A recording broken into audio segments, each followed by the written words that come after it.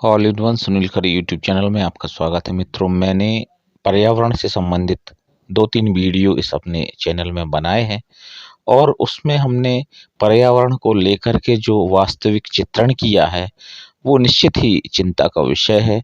और अभी इसी श्रृंखला में मैंने भी ताज़ा सर्वे किया तो ये सागर जिले के कई ऐसे गांव गया जहां पे कुआं खुदे हैं।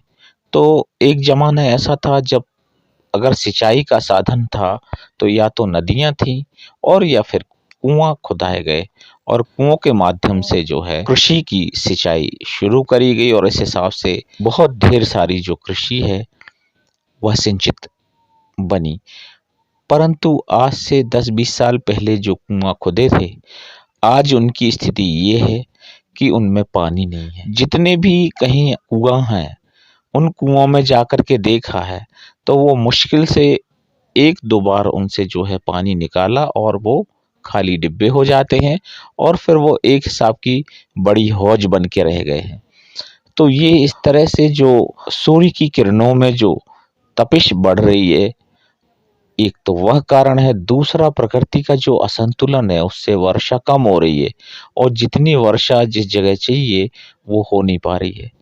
और हम सरकार की बात करें तो सरकार की तरफ से जैसे कपिल धारा योजना के अंतर्गत कुआं खुदवाने की जो स्कीम है उसमें भारी पक्षपात होता है। तो ढेर सारी जमीन अभी भी असिंचित है लोगों की और जो पहले से कुआं खुदे हैं तो उसमें पानी नहीं है। अच्छा, इसके बाद तालाब निर्माण की भी बात है तो जो लघु कृषक हैं 2.5 एकड़ से कम के, उनके लिए तालाब भी हैं, उनके लिए कपिल धारा भी है। पर ऐसे कई 2-2.5 एकड़ वाले किसान हैं जिनके पास ये चीज़ उपलब्ध नहीं है। अब उसके बाद हम बात करते हैं जलाशयों की। तो सरकार को चाहिए कि ज़्यादा से ज़्यादा जो है जल का संवर्धन किया जाए, जल को रोका जाए।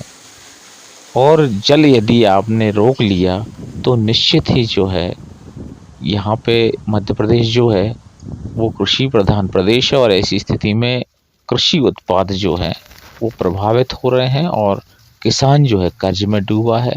तो इसमें वो अलग बात है कि भ्रष्टाचार तो एक मुद्दा है ही, पर वास्तविक स्थिति ये है कि इन चीज़ों से अगर निपटना है तो ये कुछ रचनात्मक काम करने होंगे।